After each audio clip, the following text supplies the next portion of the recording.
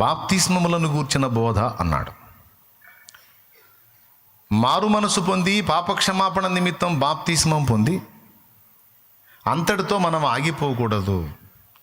పరిశుద్ధాత్మ బాప్తిస్మం ఒకటి ఉంది. ఆ బాప్తిస్మం కోసం కూడా మనం సిద్ధపడాలి అనే విషయం చెప్పి అంతటితో ముగించాను. ఇది కూడా మీరందరూ తెలుసుకొని గ్రహింపులో పెట్టుకోవలసినటువంటి విషయం. ఫస్ట్ ప్రభువునందు విశ్వాసం ఉంచటం. ప్రభువునందు విశ్వాసం ఉంచడానికి ముందు ప్రభువుని గురించి తెలుసుకోవటం, తెలుసుకొని విశ్వాసం ఉంచటం, విశ్వాసం ఉంచి మారు మనసు పొందటం, మారు మనసు పొంది బాప్తిస్మం పొందటం, బాప్తిస్మం పొంది పరిశుద్ధాత్మను పొందటం. ఇప్పుడు మీరు చెప్పండి, బాప్తిస్మం పొందడానికి ముందు సిద్ధపాటు అవసరమా లేదా? అందరూ చెప్పండి. బాప్తిస్మం పొందడానికి ఇక్కడ ఈరోజు మీరు ఎవరన్నా వస్తే మీరు చెప్పండి, సిద్ధపడి వచ్చారా, సిద్ధపడకుండా వచ్చారా? మీరందరూ చెప్పాలి. సిద్ధపాటు అవసరమా అనవసరమా బాప్తిస్మానికి? పెద్దగా చెప్పండి. అవసరం అన్నారు కదా, దొరికారు. సిద్ధపాటు అవసరం. ఇంతకు ఏమి సిద్ధపడాలి? ఏమి సిద్ధపడాలి? సిద్ధపాటు అవసరమే అన్నారు. ఏం సిద్ధపడాలి? ఎలా సిద్ధపడాలి బాప్తిస్మానికి? మూడు చేయాలి.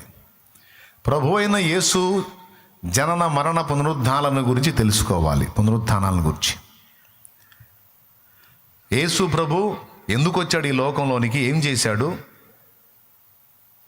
అర్థమైందా?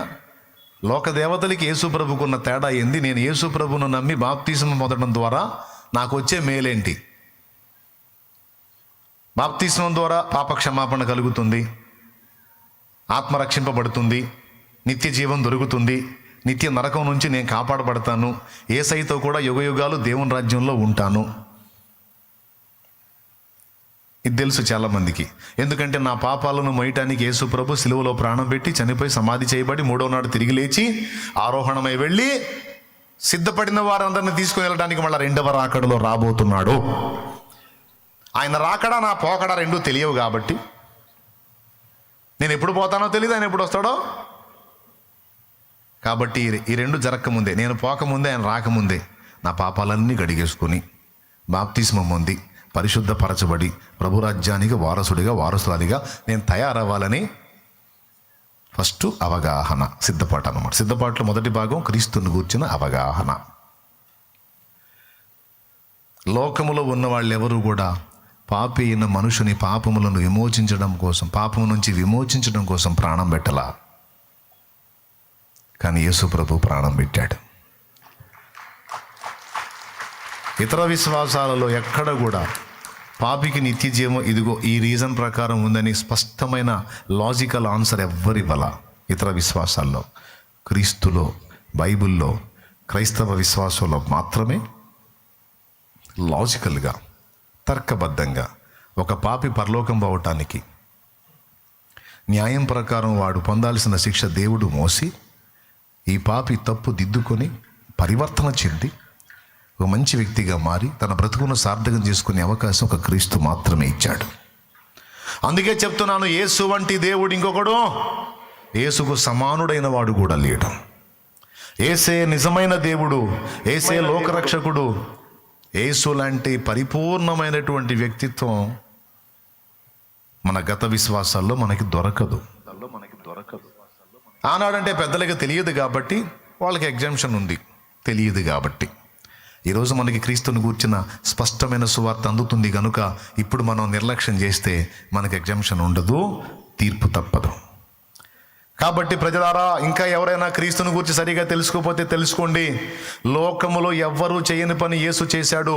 అది ఒక పాపి యొక్క పాపములను తన మీద వేసుకుని పాపుల కొరకు తన ప్రాణం పెట్టి తిరిగి లేచి తనను ఆశ్రయించిన వారందరి పాపములు తన రక్తముతో కడిగి వారందరినీ కేవలం విశ్వాసాన్ని బట్టి నిత్య జీవానికి వారసులుగా చేసే హక్కు, అధికారం యేసుకు మాత్రమే ఉంది. ఎందుకంటే అందుకోసం ఆయన ప్రాణం పెట్టాడు కాబట్టి. మిగిలిన వారెవ్వరూ ఆ పని చేయలేదు కనుక ఎవ్వరికి మన పాపాలను క్షమించే అధికారము లేదు. ఎందుకంటే పాప క్షమాపణ కోసం వాళ్ళు ఏం చేయలే, యేసుకు ఒక్కడికే ఉంది అధికారం, ఎందుకంటే యేసు ప్రాణం పెట్టాడు కాబట్టి లోకంలో మనం గతంలో ఫాలో అయిన వాళ్ళు యేసు ప్రభు ఇద్దరు ఈక్వల్ కాదు. యేసు వంటి వాడు ఇంకొకడు లేడు. ఓకేనా? మొదటిది క్రీస్తుని గూర్చిన అవగాహన. రెండవది మారు మనస్సు. అంటే రక్షింపలేని వాటి వైపు నుంచి క్రీస్తు వైపుకు మళ్ళుకున్నాక ఇక మళ్ళీ వాటి వైపుకి వెళ్ళకూడదు. వెళ్ళినా ప్రయోజనం లేదు. కాబట్టి వాటిని విసర్జించి క్రీస్తు వైపు మళ్ళుకొనుట అనేది ఒకటి. రెండవది, తెలియనప్పుడు పాత జీవితంలో పాపాలలో, శాపాల్లో, తప్పుడు జీవిత విధానంలో బతికావు. ఇప్పుడు తెలిసిన తర్వాత మళ్ళీ ఇక ఆ జీవితంలో నువ్వు కొనసాగకూడదు. కాబట్టి ఆ రక్షింపలేని వాటిని విసర్జించాలి, వాటిని ఫాలో అవుతూ చేసిన పాపాలను కూడా విసర్జించాలి. ఆ రెండు విసర్జించి ప్రభు వైపు మళ్ళుటయే మారు మనస్సు. అది నాయన బాప్తీసం దగ్గరికి వచ్చేవాడు ఇలా సిద్ధపడాలి. ఒకటి, క్రీస్తుని గూర్చిన అవగాహన కలిగి ఉండాలి. రెండవది, మారు మనస్సును గూర్చిన అవగాహన కలిగి. మూడవది, ప్రభువు నామమును బట్టి ప్రార్థన చేయాలి. బాప్తిస్మానికి వచ్చేవాడు కనీసం ప్రభువు నామమును బట్టి ప్రార్థన చేయాలి. ఎందుకంటే విశ్వసించిన వానికి కదా ప్రార్థన చేస్తాం. కాబట్టి ప్రభువా, నేను నిన్ను విశ్వసిస్తున్నాను, నేను పాపినని ఒప్పుకుంటున్నాను, నా పాపాలన్నీ నీ రక్తంతో కడిగి పరిశుద్ధపరిచి నన్ను పరలోక రాజ్య వారసునిగా చెయ్యి, నీ జీవగ్రంథంలో నా పేరు రాయి, నీ రాజ్యములో నన్ను చేర్చుకో, నన్ను కూడా నీ బిడ్డగా స్వీకరించు అని ప్రభు నామమును బట్టి ప్రార్థన చేసి ఈ 3 విధములా సిద్ధపడి బాప్తిస్మం పొందాలి. ఇది బాప్తిస్మానికి ముందు సిద్ధపాటు. కాబట్టి బాప్తిస్మం పొందడానికి ఇప్పుడు ఈ 3 విధాల సిద్ధపాటు అవసరమా అనవసరమా? ఫర్ ఎగ్జాంపుల్, సిద్ధపాటు లేకుండా పొందారనుకో, కొన్ని నష్టాలు. లోకములో ఉన్న వాటికి యేసు ప్రభుకి వ్యత్యాసం లేదు, ఆ ఇద్దరు ఈక్వల్ అనే అభిప్రాయంతోనే వాళ్ళు ఉండి బాప్తిస్మం పొందితే ప్రభువులో సాయం దొరికినంత వరకు ఉంటారు, దొరకకపోతే మళ్ళీ వెనకపోతారు. రెండింటికి వ్యత్యాసం చెప్పినప్పుడు సాయం అందినా అందకపోయినా ఈయన తప్ప ఇంకొక దేవుడు లేడు కాబట్టి ఈయననే నేను హత్తుకొని ఉంటానని నిలబడిపోతాను. అందుకే నేను అంటున్నా, పునాది పటిష్టంగా వేయండి. ఎటుగూడి ఆత్మల రక్షణలో నడిపిస్తున్నారు, వెంట పెట్టుకొని ఆత్మలు తీసుకొస్తున్నారు. తెచ్చేటప్పుడు వాళ్ళకి కొంచెం పునాది సరిగ్గా వేయండి. అంతేగాని నమ్మక బాప్తిస్మం పొందు, నీ కష్టాలన్నీ పోతాయి పొందు అన్నగానే డింగి డింగి మీద వచ్చాము మునిగి 3 రోజుల్లో మళ్ళీ పోయి ఇంకో చోట పోయి పొర్లాడుతా దండం పెడుతుంటాయి. ఏమైంది మొన్న నేను తెగొచ్చావు, ఇప్పుడేంది ఇటు పోయి మనం వచ్చిన వదిన మనకేం పెద్ద పని కాలేదులే, అందుకని మళ్ళీ పొర్లాడే కార్యక్రమానికి వచ్చాను. నువ్వు ఒక ఆత్మను రక్షించినప్పుడు, సువార్త చెప్పినప్పుడు పునాది ఎట్లా ఉండాలంటే బండ మీద వేసినట్టు ఉండాలి. అక్క వినో, ఆత్మలను రక్షిద్దామని మొదలుపెట్టావు, పునాది సరిగ్గా వేయాలి. బాయ్, పునాది వేసి ఒక ఆత్మను రక్షించావంటే సిలువ శ్రమలు వచ్చినా సరే వాడు వదిలిపెట్టిపోకూడదు ప్రభువుని, అట్లా వేయాలి పునాది. మరి బాప్తిస్మం పొందడానికి సిద్ధపాటు అవసరం. మరి పరిశుద్ధాత్మ అభిషేకం కూడా బాప్తిస్మంతోనే పోల్చాడు యేసయ్య. తెలుసా మీకు? ఒక్కసారి అపోస్తలుల కార్యం 1వ అధ్యాయం 5వ వచనం చూడండి. యోహాను నీళ్లతో బాప్తిస్మం ఇచ్చెను గాని కొద్ది దినములలోగా మీరు పరిశుద్ధాత్మలో బాప్తిస్మం పొందెదరనెను. పరిశుద్ధాత్మలో బాప్తిస్మం పొందుతారన్నాడు. పరిశుద్ధాత్మలో బాప్తిస్మం పొందడానికి మీరేం చేయక్కర్లేదు, రోజు ప్రార్థన చేసుకోండి సరిపోద్ది అన్నాడా? మీరు యెరూషలేము నుండి వెళ్ళక నా వలన వినిన తండ్రి యొక్క వాగ్దానం కొరకు కనిపెట్టుకొనుడి అంటే ఏమన్నాడు తెలుసా? బాప్తిస్మం పొంది వెంటనే సేవ కాదు, బాప్తిస్మం పొందినోడు పరిశుద్ధాత్మను పొందాలి. ఆ ఆత్మ బలముతో నిండుకొని అప్పుడు సేవలోకి రావాలి. ఇది క్రమం. బాప్తిస్మం పొంది పరిశుద్ధాత్మ అభిషేకంతో పరిశుద్ధాత్మతో నింపబడకుండా, ఆత్మ బలాన్ని పొందకుండా కొంతమంది సేవకు వచ్చి కొంతమంది సువార్త చెప్పి విఫలులయ్యారు. వీళ్ళు చెప్పినప్పుడు విన్నవాళ్ళు రక్షించబడ్డారు కానీ, వీళ్ళ ఉపదేశం విన్నవాళ్ళు విమోచించబడ్డారు కానీ వీళ్ళు మాత్రం దారి తప్పారు చెప్పినవాళ్ళు. ఎందుకు? చెప్పటం అయితే చెప్పారు కానీ చెప్పిన వాళ్ళకి శక్తి లేదు. అందుకే చెప్తున్నాను, నీ సాక్ష్యాన్ని నిలుపుకోవాలన్నా, ఎదుటివాడికి నువ్వు సాక్షిగా ఉండాలన్నా క్రీస్తు విషయమై నీకు పరిశుద్ధాత్మ బలం అవసరం.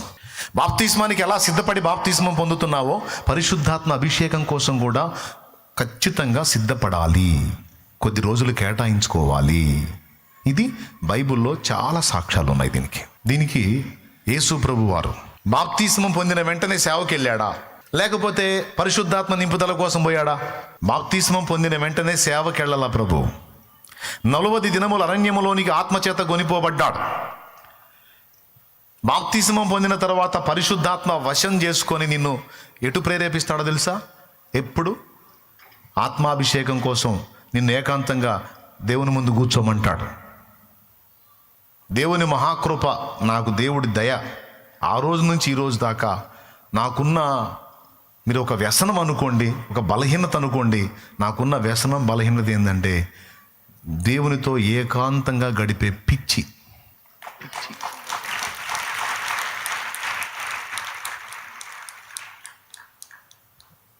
కొంచెం అవకాశం దొరికినా అలా నెట్టబడతా ఉంటాను నేను దేవునితో ఏకాంతానికి. పరిశుద్ధాత్మ అలా నడిపిస్తూ ఉంటాడు.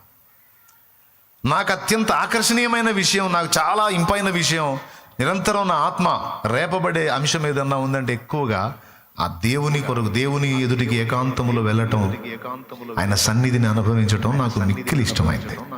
అలాగని సేవ చేయకుండా లేను. ఎక్కువగా నేను దేవునితో గడపడానికి ఇష్టపడతాను, తక్కువగా మనుషులతో ఉండటానికి ఇష్టపడతాను.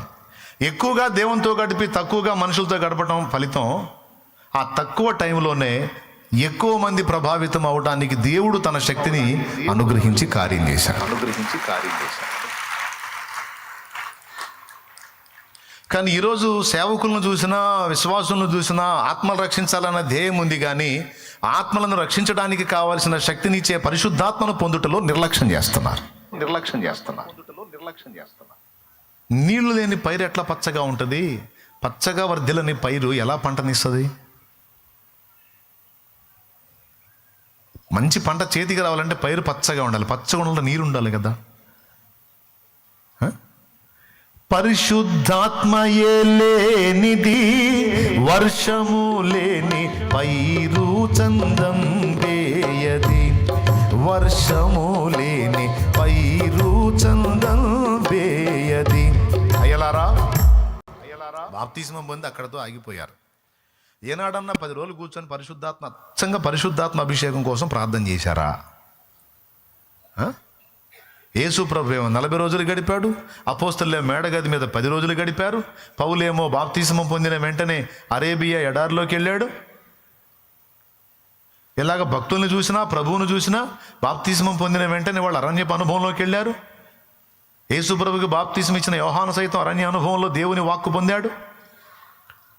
ఇన్ని లేఖనాలు మనకు సాక్ష్యం ఉంటే పరిశుద్ధాత్మ అభిషేకం కోసం సిద్ధపడకుండా మనం జస్ట్ రోజు కాసేపు ప్రార్థన చేసుకుని వదిలేస్తే ఎట్లండి? అచ్చంగా అదే అంశం పెట్టుకొని ప్రార్థనలో కనీసం 3 రోజులు కూర్చున్నావా? ఒక్కసారన్నా ఒక 3 రోజులు గడిపావా? ఈ 3 రోజులు పగలు రాత్రి తేడా లేకుండా కనీసం ఒక 5 రోజులు, కనీసం ఒక 4 రోజులు, కనీసం ఒక వారం రోజులు, కనీసం ఒక 10 రోజులు. ఏమి నా కుమారి, ఏం ఆశించి నా దగ్గరకు వచ్చావు? ఏమి నా కుమారుడా, ఏం ఆశించి నా దగ్గరకు వచ్చావు? తండ్రి, నీ రక్తము చేత నన్ను కడిగి పరిశుద్ధపరిచి విమోచించావు. అయినప్పటికీ నేను ఇంకా పరమునకు ఎత్తబడలేదు, లోకంలోనే బతకాల్సి వచ్చింది. మరి లోకంలో, ఆ పాపం నిండిన లోకంలోకి నేను వెళ్ళి బతకాలంటే నాకు బలం కావాలి కదయ్యా, నీ బిడ్డగా నేను నిలబడాలంటే. లేకపోతే లోకం లాగేసిద్దిగా నన్ను, లోకము నన్ను జయించకుండానట్లు నేను లోకమును జయించున్నట్లు నీ ఆత్మను నాకు అనుగ్రహించు, నీ పరిశుద్ధాత్మతో నన్ను నింపు, నీ ఆత్మ బలము నాకివ్వు, అభిషేకము నాకివ్వు, నీ ఆత్మ ప్రభావంతో నన్ను నింపు ప్రభువా, ఆత్మ ఫలముతోను ఆత్మ వరములతోనూ నన్ను నింపు. నేను నీ కొరకు నిలబడతాను, అనేకులకు సాక్షిగా నిలబడతాను ప్రభువా.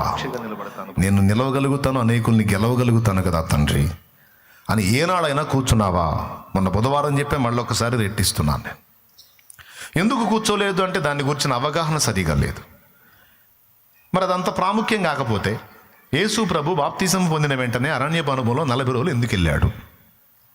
అక్కడ రాసుంది అపవాది చేత శోధింపబడుటకు అని. అపవాది చేత శోధించబడ్డకు ఆయన ఆత్మ చేత అరణ్యమునకు కొనిపోబడ్డాడని ఉంది. ఆ 40 దినముల్లో 2 జరిగినాయి తెలుసా మీకు? ఒకటి అపవాది శోధన జరిగింది, మరొకటి ఆత్మ బలముతో నిండాడు. లూకాసు వార్త 4వ అధ్యాయంలో మొన్ననే చూపించాను నేను. ఏం పర్ల మళ్ళీ వినాల, మీ మైండ్కి బాగా ఎక్కాల, మీరు కూర్చోవాల దేవుని ముందు. మీలో ప్రతి ఒక్కరు ఆత్మ ఫలముతోనూ ఆత్మ వరములతోనూ నిండుకోవాలి. భాషలు ఇస్తాడో, ప్రవచనం ఇస్తాడో, ప్రత్యక్షత ఇస్తాడో, బుద్ధివాక్యం ఇస్తాడో, జ్ఞానవాక్యం ఇస్తాడో, స్వస్థపరచు వరం ఇస్తాడో, ఆత్మల వివేచన ఇస్తాడో, అద్భుత కార్యాలు చేసే శక్తి ఇస్తాడో, ఏ వరం ఇస్తాడో నిన్ను వాడుకోవటానికి, ఏ ఫలం ఇస్తాడో నీలో నుంచి వ్యక్తం కావడానికి, విశ్వాసం అనే వరం ఇస్తాడో, ఏది ఇస్తాడో నువ్వు వెళ్ళాలి కదా, దేవుని ముందు కూర్చోవాలి కదా, నీ ఆత్మతో నన్ను బలపరచమని అడగాలి కదా. ఈరోజు చాలామంది దీనికోసం పర్టికులర్గా టైం కేటాయించాలన్న పాయింట్ని మిస్ అయ్యారు. అందుకే మీకు అందరికీ చెప్తున్నాను, నేను కూడా ఆశ్చర్యపోయాను. అన్న బుధవారం దేవుడు స్పష్టంగా ఈ విషయాన్ని నాతో మాట్లాడాడు. నువ్వు మళ్ళా నాకు సమయం కేటాయించాలి, నేను మళ్ళా నిన్ను అభిషేకించాలి దా, మళ్ళా నూతన శక్తితో నిన్ను నింపాలి దా. తప్పకుండా తండ్రి, దేవుని పాదాల దగ్గరికి వెళ్ళడానికి సిద్ధపడుతున్నా. మళ్ళీ కొద్ది రోజులట ప్రతిష్ఠ చేసుకొని మళ్ళీ దేవుని ముందు కూర్చోవాలని. నాకే తప్పనప్పుడు మీకెట్ట తప్పిద్దండి? ఒకసారి లూకా 4:14 చదువునాను, ఒకసారి 4:14 చదువుతాడు, మీరు బైబిల్లో చూడండి. అప్పుడు యేసు ఆత్మ బలముతో గలిలయకు తిరిగి వెళ్ళెను. ఆయనను గూర్చిన సమాచారము ఆ ప్రదేశమనంతటా వ్యాపించెను. ఒక మాట, ఎప్పుడు యేసు ఆత్మబలంతో నిండాడు? 40 దినముల అరణ్యపు అనుభవంలో గడిపినప్పుడు. అప్పుడు యేసు ఆత్మ బలముతో నిండుకొని గలిలయకు వచ్చెను అన్నాడు. అప్పుడు యేసు ఆత్మతో నిండుకొని అంటే అంతకుముందు?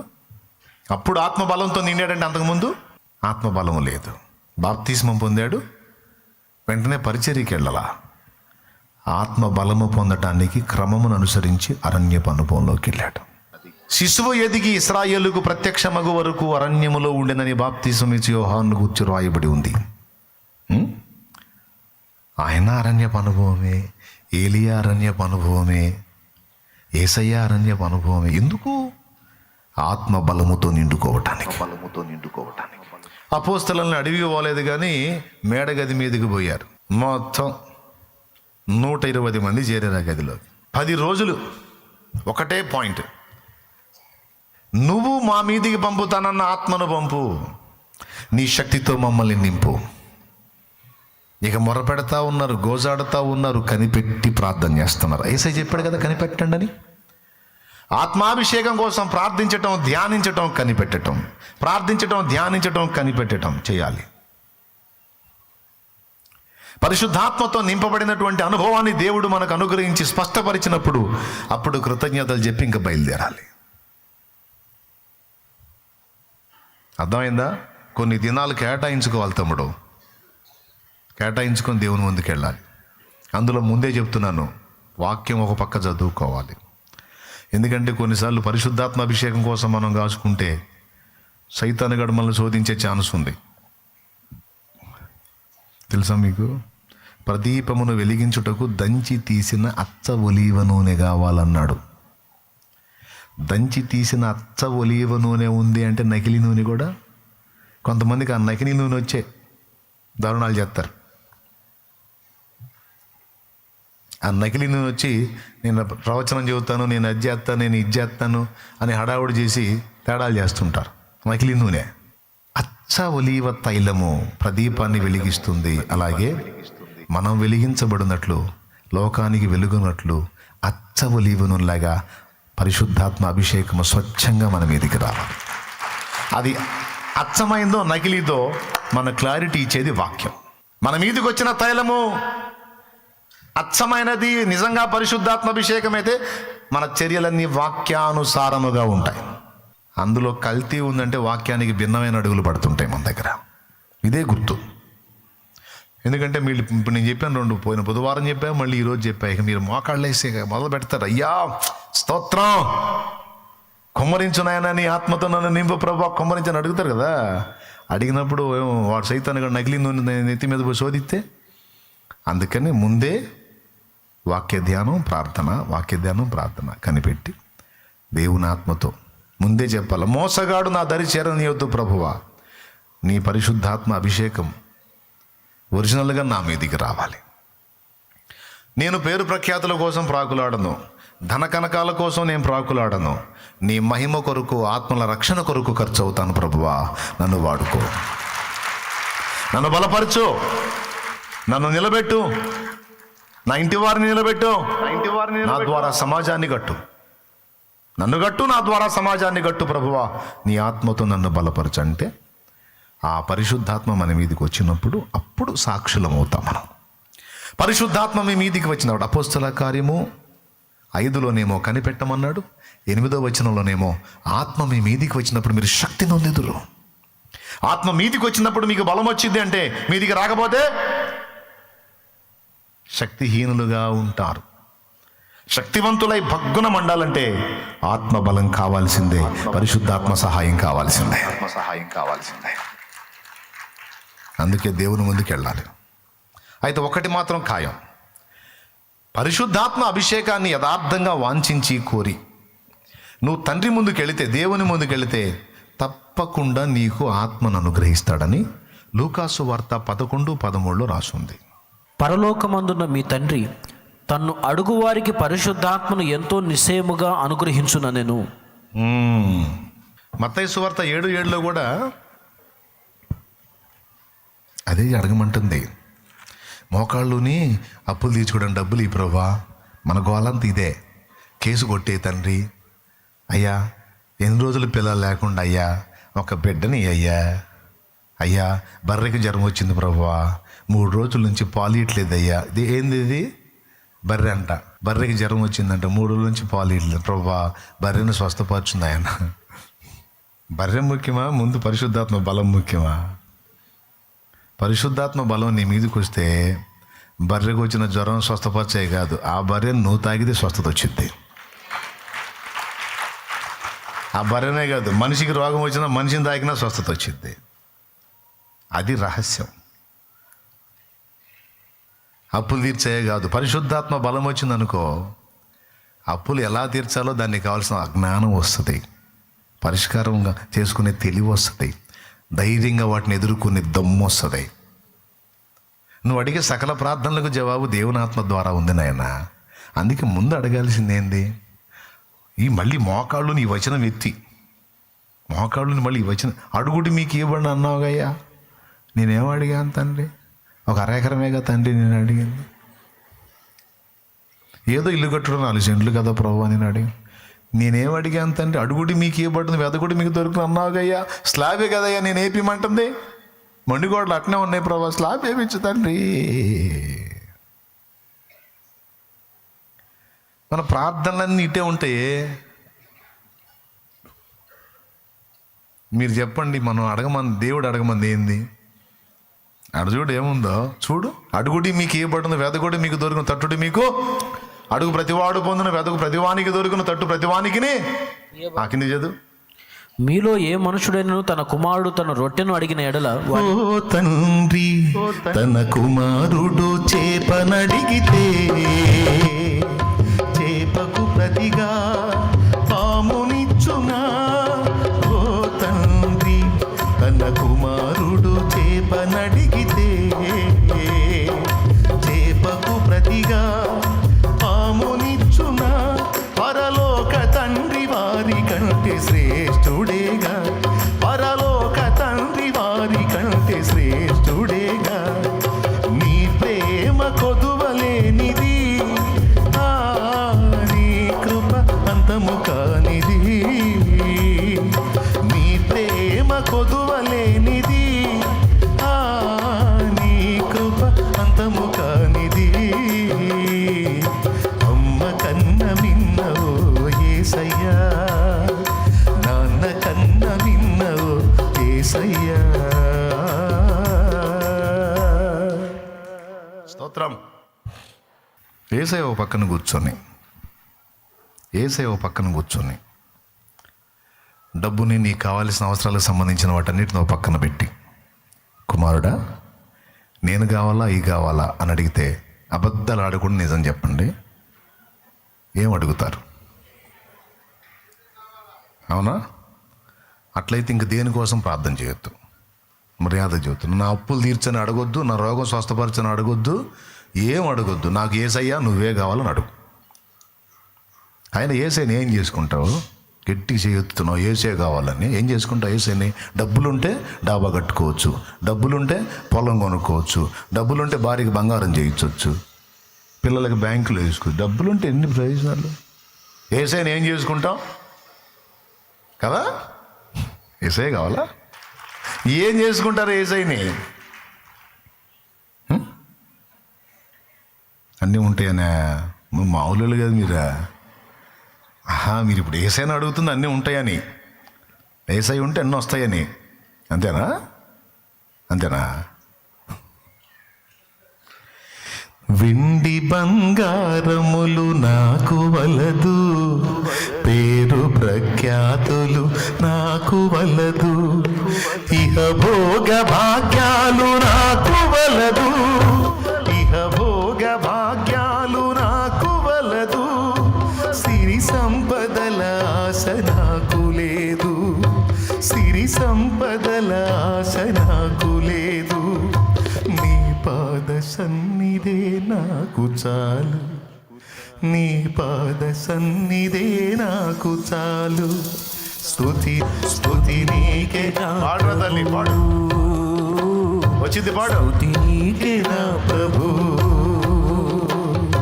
కమ్మని విందులు నాకు వలదు, క్షణికానందాలు నాకు వలదు, కమ్మని విందులు నాకు వలదు, క్షణికానందాలు నాకు వలదు, కీర్తి కిరీటాలు నాకు వలదు, కీర్తి కిరీటాలు నాకు వలదు, కలల సంచారాలు నాకు వలదు, ఈ భ్రమల సంచారాలు నాకు వలదు, నీ దివ్య కౌగిలే నాకు చాలు, నీ దివ్య కౌగిలే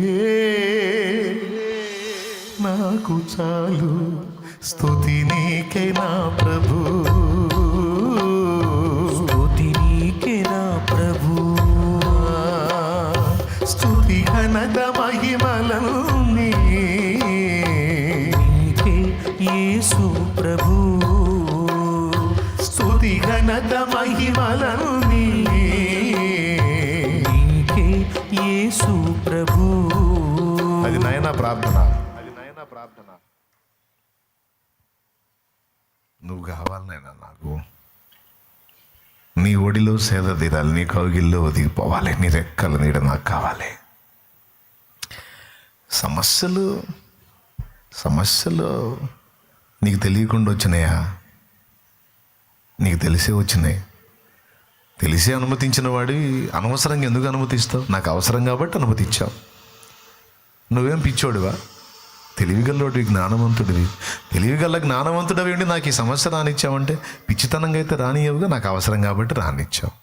ఈ రోగం రానిచ్చావంటే పిచ్చితనంగా రానియవుగా, నాకు అవసరం కాబట్టి రానిచ్చావు.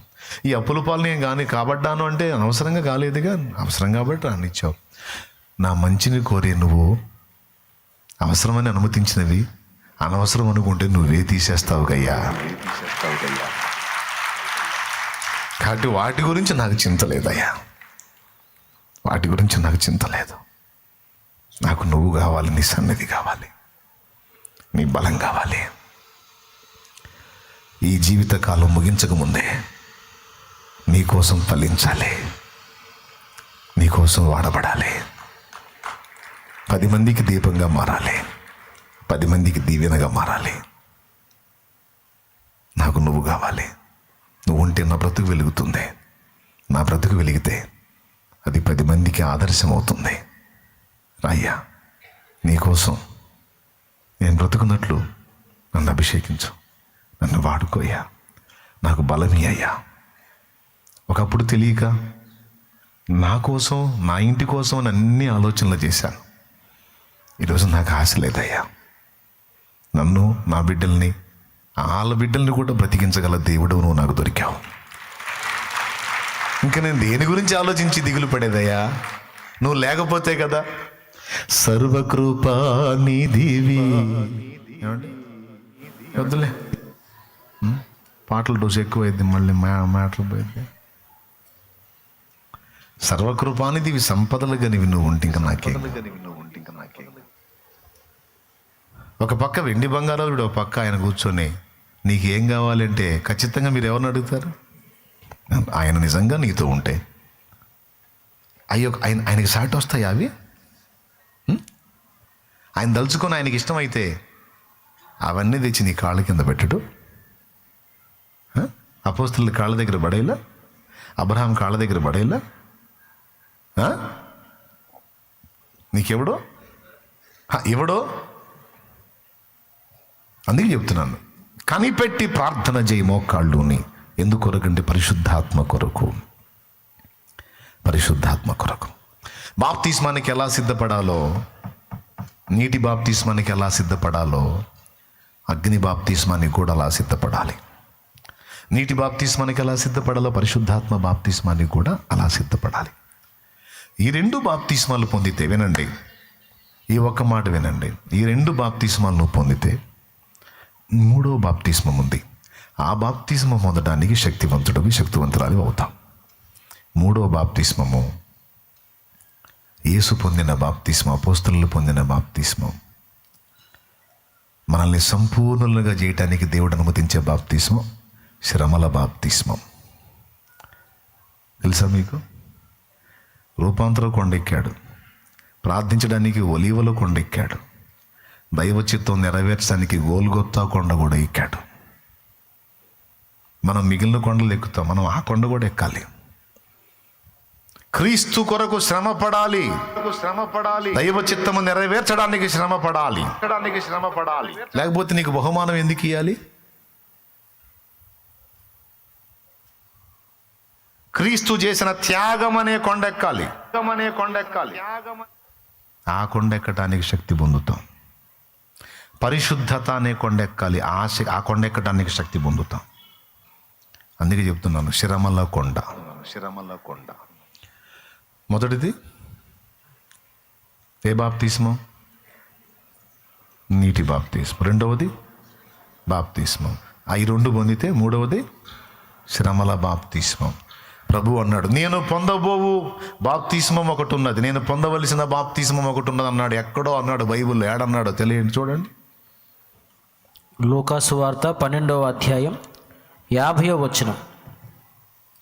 అయితే నేను పొందవలసిన బాప్తిస్మం ఉన్నది, అది నెరవేరు వరకు నేనెంతో ఇబ్బంది పడుచున్నాను. అద్దుగో ఆ మాట అండర్లైన్ చేయండి.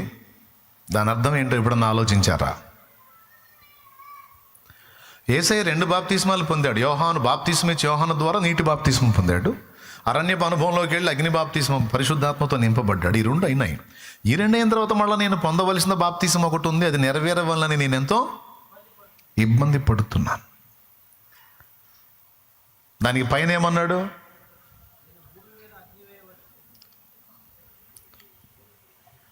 నేను పొందవలసిన బాప్తిస్మం ఒకటి ఉంది, అది నెరవేరవలనని నేనెంతో ఇబ్బంది పడుచున్నాను. గుర్తుపెట్టుకోండి, విలాప వాక్యాల్లో ఉంటుంది, నిందతో అతడు నింపబడవలెను, నిరీక్షణ కలుగునేమో అని బూడిదలో తన మూతి పెట్టుకొని కూర్చోవాలన్నాడు. ఇక నిందల పర్వము, అవమానాల పర్వము, శ్రమల పర్వము, దానిలో ఆయన సంపూర్ణుడు కావాలి. ఇది హెబ్రీ పత్రికలో చెప్పాడు,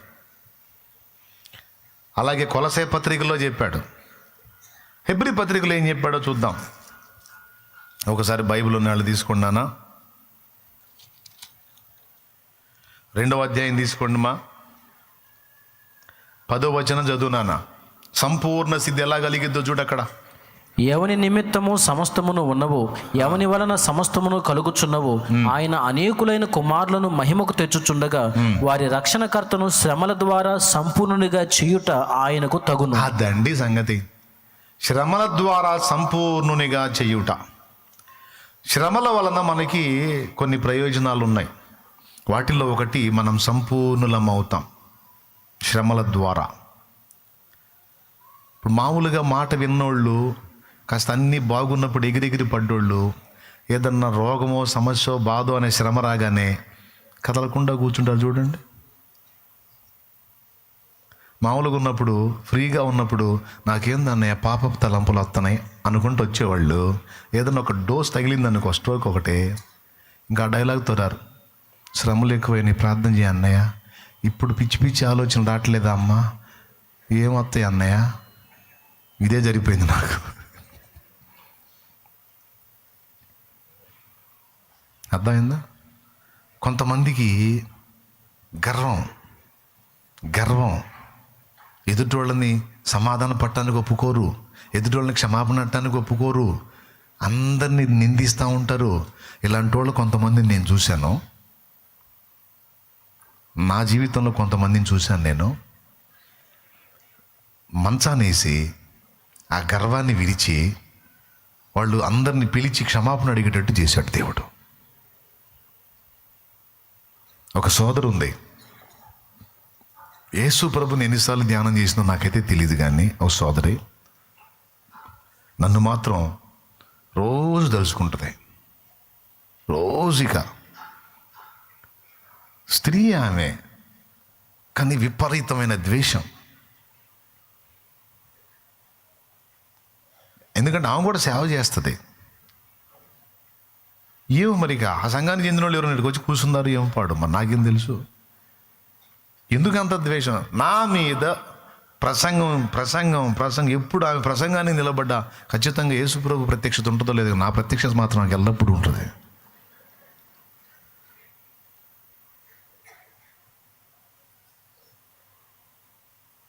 అలాంటి బిడ్డ, అంత ద్వేషించిన బిడ్డ కూడా క్యాన్సర్ బారిన పడింది. ఆ బిడ్డ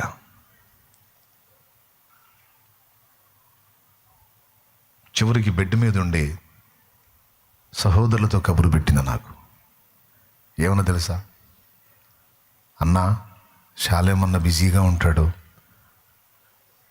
ఒకవేళ అన్న రాలేకపోతే ఒక మాట, నన్ను క్షమించమని అడిగానని చెప్పండి అన్నా అంతే. చనిపోబోయే ముందు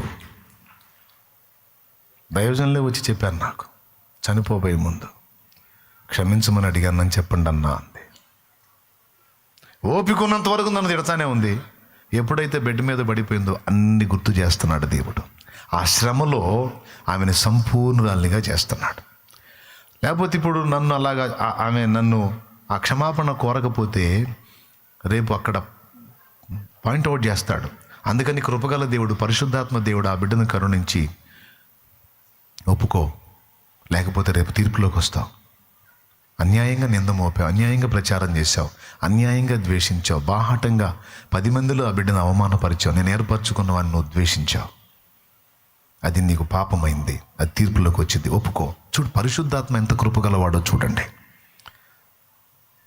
అక్కడ పరివర్తన కలిగించాడు, ఆ శ్రమలలో సంపూర్ణత కలిగించి శుద్ధీకరించామని తీసుకున్నాడు. ఆ మాట నా చెవిన పడింది. ఇవాళ రేపు వెళ్దాం అనుకున్నాను, మరుసటి రోజే చనిపోయిందని కబురు వచ్చింది. అది నా చెవిన పడింది. ఏముందిలే అయ్యా, పోనీ ఆ బిడ్డ తెలిసా, ఏముందిలే, ఏదో ఆమెకి ఏం ఆలోచనలో పాపం, నేనేం ద్వేషం పెట్టుకోలేదు నాయన, ఆ బిడ్డను మనస్ఫూర్తిగా క్షమిస్తున్నాను అన్నాను. ఒకవేళ నేనేదన్నా అప్సెట్ అయి ఉంటే క్షమిస్తున్నాను నాయన, దాన్ని ఏం ప్రాబ్లం లేదు, బిడ్డ అడిగింది కదా క్షమించమని క్షమిస్తున్నాను, సహోదరు అడిగింది కదా క్షమిస్తాను.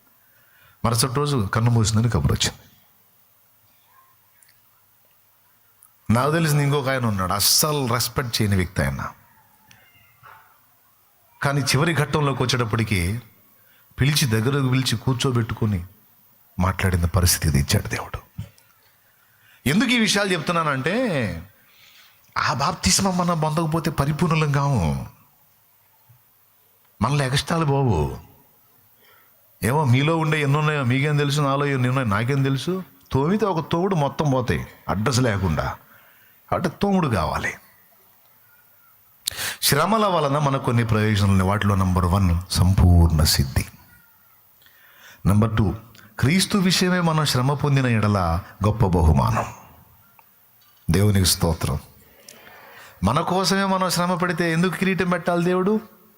బాగా కష్టపడ్డావు బిడ్డ, పాప రాత్రి పగలు తేడా లేకుండా ఉద్యోగం చేసి పైసలు సంపాదించి ఫ్యామిలీకి ఇచ్చావు నాన్న, సూపర్, దా కిరీటం పెడతాదా అంటాడా? ఎవరి కోసం కష్టపడ్డా వాళ్ళు పెడతారు కిరీటం పో అంటాడు.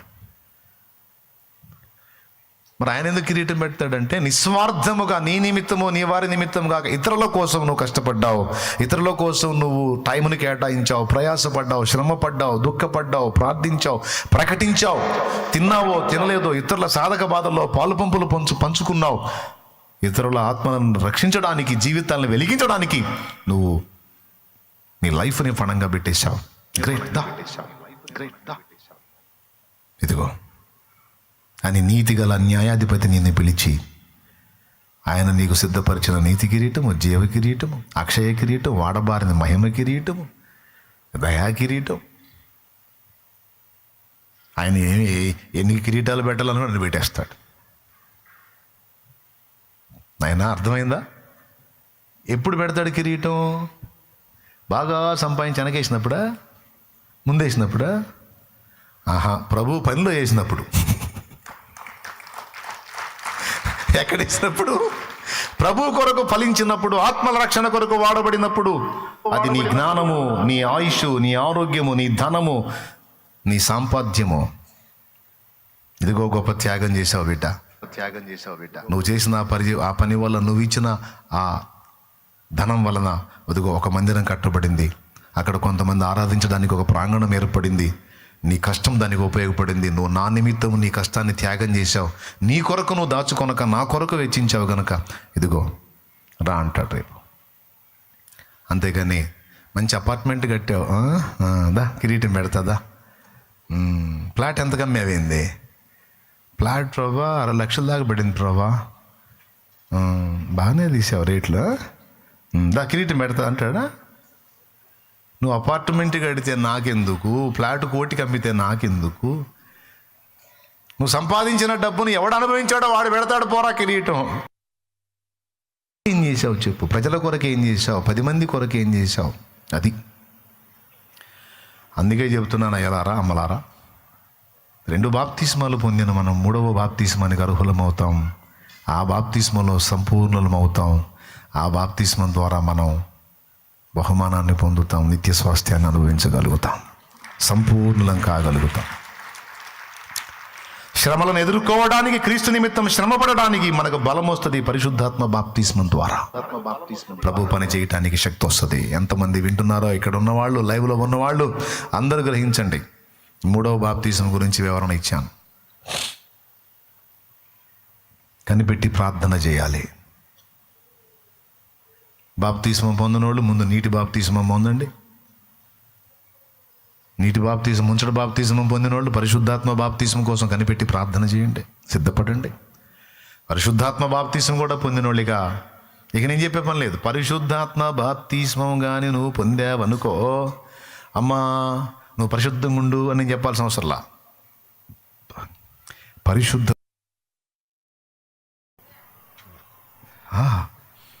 ఇక అడుగుతావు, ఇక ఎక్కలేని ఎత్తైన కొండ ఎక్కించుము నన్ను పరిశుద్ధ కొండ, ఎక్కలేని ఎత్తైన కొండ ఎక్కించుము నన్ను పరిశుద్ధ కొండ, చక్కని ప్రభు నీ మోము చూడా, చక్కని ప్రభు నీ మోము చూడ, నీ కొరకేనే వెదకేను దేవా, నాకొకసారి కనిపించరావా, నీ కొరకేనే వెదకేను దేవా, నాకొకసారి కనిపించరావా, ప్రభు మొర వినవా, ప్రభు మొర వినవా, నీ కొరకేనే వెదకేను దేవా,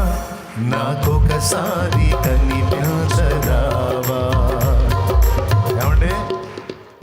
ఇక అప్పుడు నీ హృదయం వాంఛించింది పరిశుద్ధత కొరకు, అప్పుడు నీ హృదయం వాంఛించింది పరిపూర్ణత కొరకు, అప్పుడు నీ హృదయం వాంఛించింది ఇక నీ స్వార్థం కోసం కాదు, ఆత్మల కొరకు. ఇక అప్పుడు నేను చెప్పాల్సిన అవసరం, ఆత్మతో నింపబడ్డావు అంటే ఇక నిన్ను ఆపటం నా వల్ల కాదు, ఎవడి వల్ల కాదు, సైతాన్ వల్ల అస్సలు కాదు. ఎందుకంటే పరిశుద్ధాత్మ బలముతో నింపబడిన వ్యక్తి తేజరిల్లుతారు, ప్రజ్వలిస్తారు. ఎంత అవసరమో చూడండి ఆత్మ బాప్తిస్మం. కొంతమంది మందు మానుకొని బాప్తిస్మం పొంది ప్రభువులోకి వచ్చి కొద్ది రోజులు వెంబడించి మళ్ళీ మందు తాగుతుంటారు. ఎందుకో తెలుసా? ఈ పాయింట్ మిస్ అయినందున. ఇప్పుడు మందు మానుకొని బాప్తిస్మం పొంది ప్రభువులోకి వచ్చి కొంతకాలం వెంబడించే టైంలో వాళ్ళకి ఏం జరగాలో తెలుసా? వాళ్ళది అవసరమైతే ఎవరన్నా ఆత్మీయులు వెంటబెట్టుకొని కాస్త ఏకాంతానికి తీసుకెళ్ళి వారు పరిశుద్ధాత్మను పొందినట్లు కనిపెట్టి ప్రార్థన చేయమని వాళ్ళకి నేర్పాలి. ఎంత త్రాగుబోతు బలహీనుడైనా సరే ఆత్మతో నింపబడితే మందును జయిస్తాడు.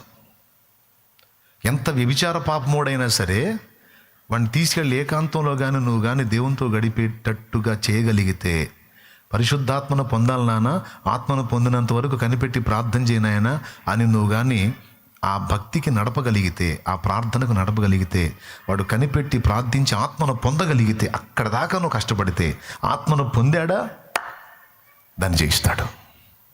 ఎందుకంటే ఆ జయించే శక్తి ఆత్మ ఇస్తాడు.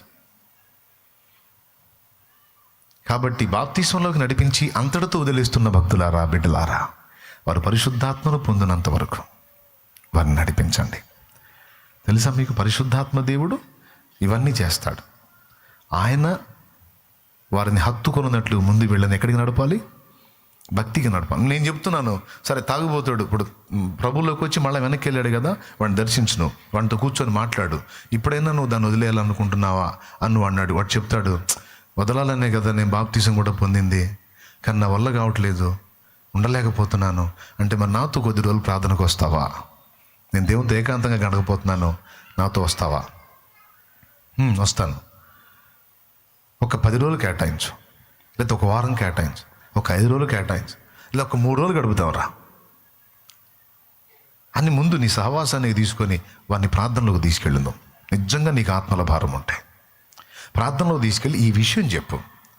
నువ్వు బాప్తిస్మం పొంది కూడా మళ్ళీ ఎందుకు బలహీనపడ్డావంటే పరిశుద్ధాత్మ శక్తి లేకపోడ్డావు నాయన. నీవు పరిశుద్ధాత్మ శక్తిని పొందినట్లు నీకు ప్రార్థనలో కనిపెట్టు. లేకపోతే నువ్వు సాక్ష్యంగా ఉండలేవు, నీ సాక్ష్యం పోగొట్టుకుంటావు. నీ సాక్ష్యం పోగొట్టుకున్నప్పుడు ఎదుటి వాళ్ళకి క్రీస్తు సాక్షిగా ఎలా ఉంటావు? కాబట్టి ముందు నీ సాక్ష్యం నిలబడాలి. నీ సాక్ష్యం నిలబడాలంటే దేవుని బలం నీకు కావాలి. ఆ బలం నీ మీదకి వచ్చినట్లు పా, ఒకళ్ళెద్దాం పా, గడుపుదాం పా దేవుడితో అని నువ్వు తీసుకెళ్ళు. కొద్ది రోజులు అట్లా కనెక్ట్ చేయి దేవుడికి. ఇక వానికి దేవుని వెలుగు అంటుకుందా, ఇక వాడు అనేక మందిని వెలిగించడం మొదలుపెట్టాడు, ఆమె అనేకులను వెలిగించడం మొదలుపెట్టింది. ఇప్పుడు ఒక మాట చెప్తున్నాను, మీ అందరికాడికి బలహీనుండండి నేను, మీ అందరికాడికి బలహీనుండి నేను. నాకు వచ్చిన సమస్యల్లో, శోధనల్లో ఎప్పుడో విశ్వాసం ఎఫెక్ట్ అవ్వాల్సినటువంటి పరిస్థితి.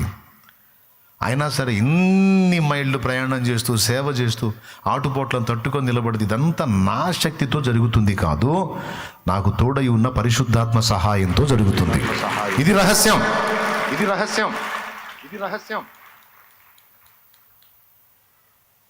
ఏ కొండైనా ఎక్కాలని ఆశ నీకుంటే ఎక్కించేవాడు పరిశుద్ధాత్మ దేవుడు. ఆయన ఆశ్రయిస్తే ఎక్కిస్తాడు. ఆ ఆత్మ బలము నీకు దొరకాలి. అప్పుడు నువ్వు ఇటు ఐహికమైన వాటిని జయించగలుగుతావు, అటు దేవుని వరమును పొంది పరిచర్యలో వాడబడగలుగుతావు. దేవుని ఫలము నీలో నుండి ఫలిస్తావు. వీటన్నిటికీ కేంద్ర బిందువు ఎక్కడ? ఆత్మ కొరకు కనిపెట్టుటలో ఉంది. ఇది అపోస్తలు చేశారా లేదా? అంతకుముందు వాళ్ళు బాప్తిస్మం పొందారు, అవునా?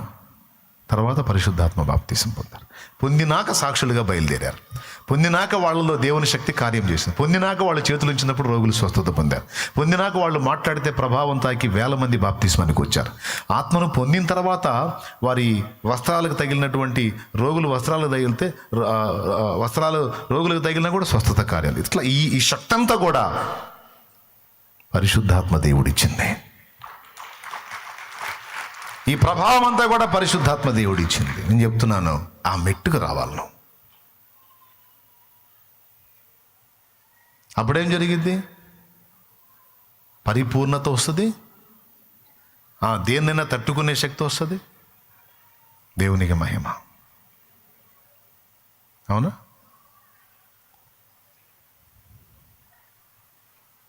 ఆ బలం మనకు రావాలి. దాన్నే భక్తులు పాటల్లో పాడారు. నాలో నీ ఉండుటే. కొంచెం శృతి పెంచుదామా? శృతి.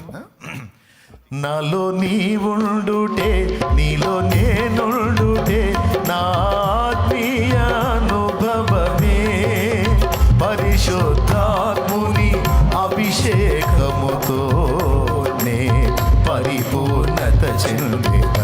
నాలో నీ ఉండుటే, నీలో నేనుండుటే, నా ఆత్మీయ అనుభవమే, పరిశుద్ధాత్ముని అభిషేకముతో నీ పరిపూర్ణత చెందిన.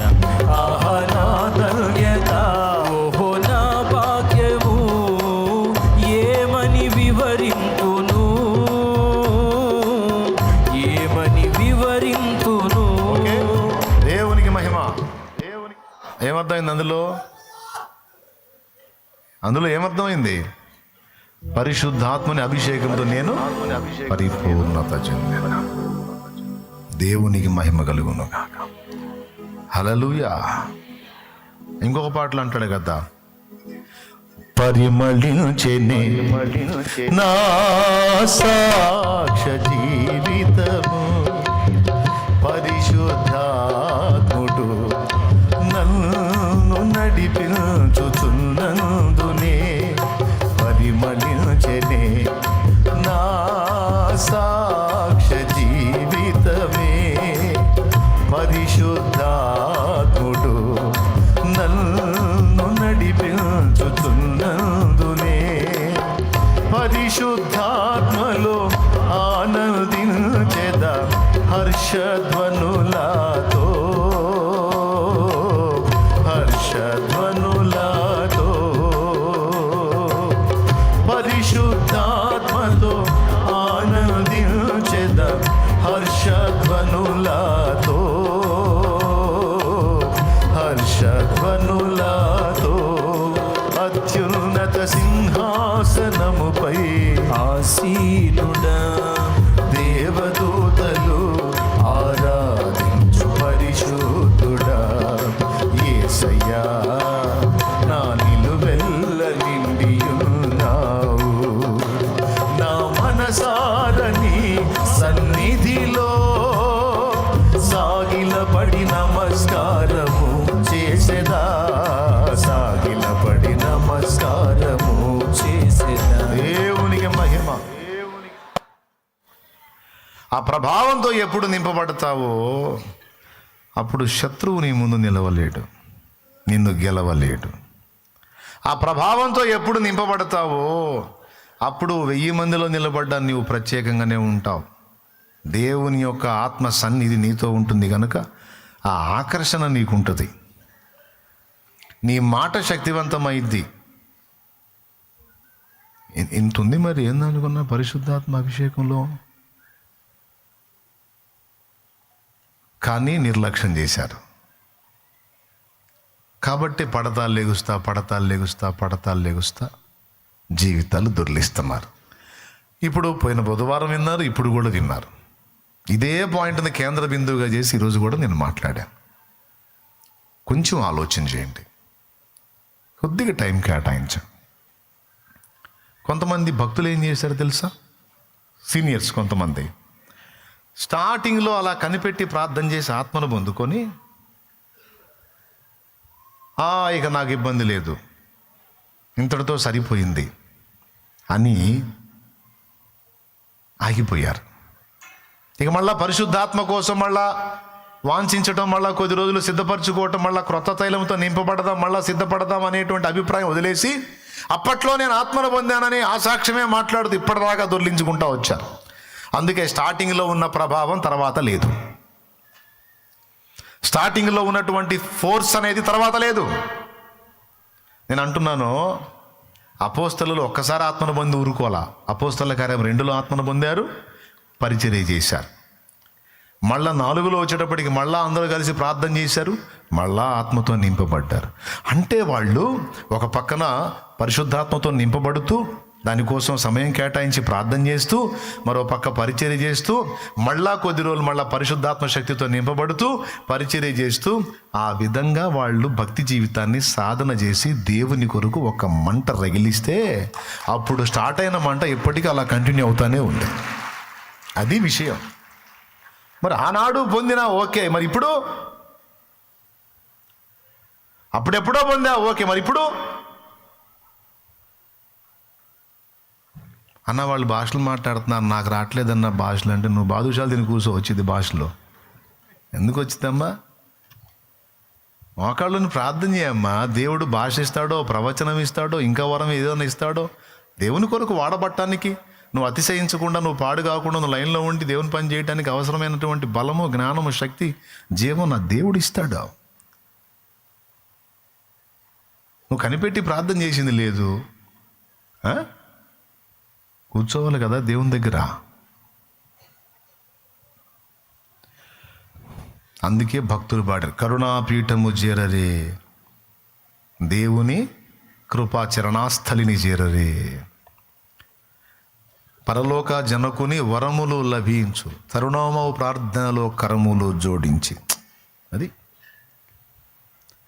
పరలోక జనకుని వరములు లభించు, తరుణోమవు ప్రార్థనలో కరములు జోడించి, కరుణాపీఠము చేరరే, దేవుని కృప చరణాస్థలిని.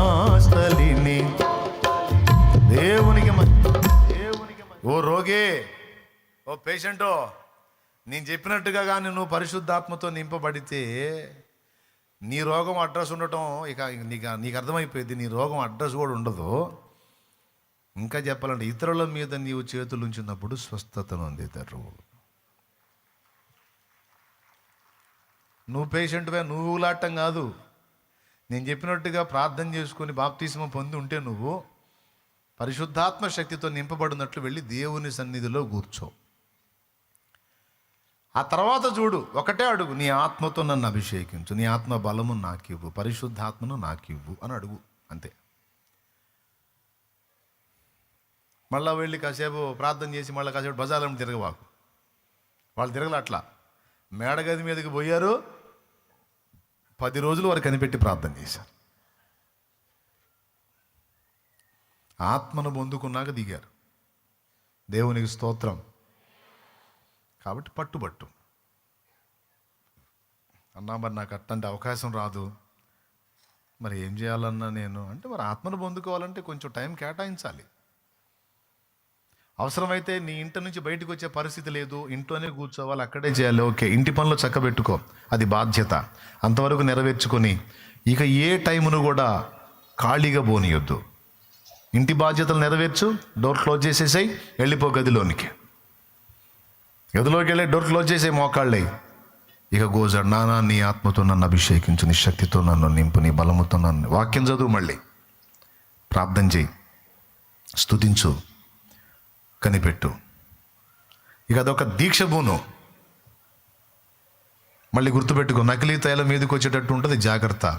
దుష్టుడు శోధించే ఛాన్సులు ఉంటాయి, జాగ్రత్త.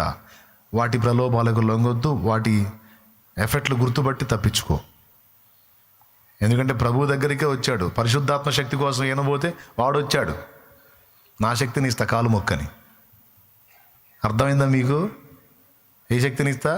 ఈ లోకరాజ్య మహిమలో వాటి శక్తి అంతా నీకు ఇస్తా, నా కాలు మొక్కని. ఎవడికి కావాలరా? నేను నా దేవుడిని అడుగుతా, నా తండ్రిని అడుగుతా, ఆయన నుంచే పొందుకుంటా.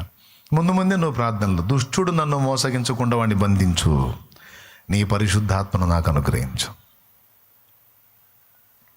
ఓకేనా? అడుగుదామా రైట్. అలా ఆత్మను పొందితే శ్రమల బాప్తిస్మలో కూడా మనం సంపూర్ణంగా నిలబడటానికి అన్నిటికీ శక్తి వచ్చింది. సంసోను మీదికి యెహోవా ఆత్మ వచ్చినప్పుడు గాడిద దవడ ఎముకతో 1000 మందిని కూలగొట్టినట్టు, పరిశుద్ధాత్మ పేతురు మీదికి వచ్చినప్పుడు ఒక్క ఆడపిల్ల ముందు నిలబడి చెప్పడానికి ధైర్యం లేని ఆ పేతురే పరిశుద్ధాత్మతో నింపబడినప్పుడు వేల మంది ముందు నిలబడి యేసే రక్షకుడని సాక్ష్యం ఇచ్చాడు. ఆయన ఇదిగో పునరుద్ధానుడైన క్రీస్తు, అందుకు మేము సాక్షులము. మీరు ఆ నీతిమంతుని సిలువ వేసి చంపితిరి, మరణము ఆయన బంధించి ఉంచుట అసాధ్యము, దేవుడు ఆయనను మృతులలో నుండి లేపెను, అందుకు మేము సాక్షులము.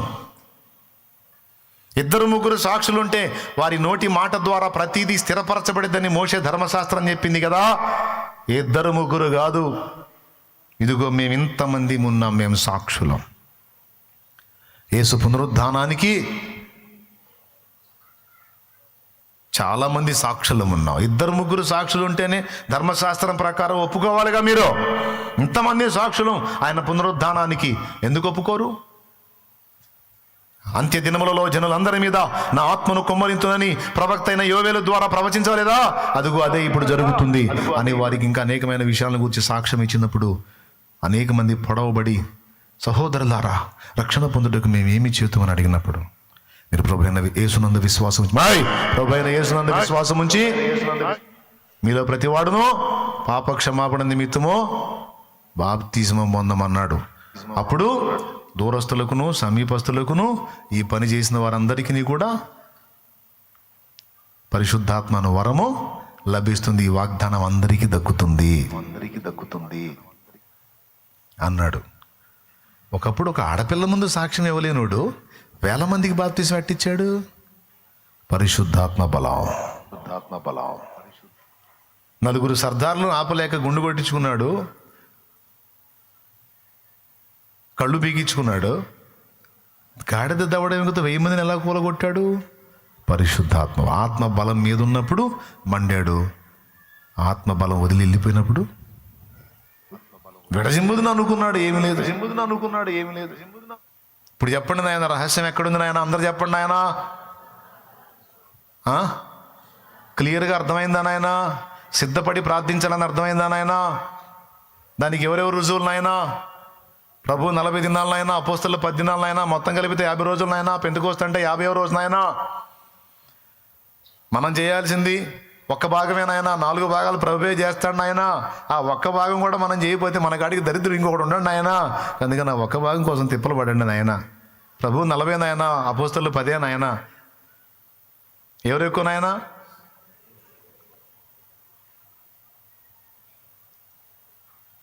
ఏనాడన్నా ఆశతో కనిపెట్టావా? తెలియదు కాబట్టి కనిపెట్టలేదు బిడ్డలారా. ఇప్పుడు చెప్తున్నాను, దయచేసి ప్రార్థనలో కనిపెట్టండి.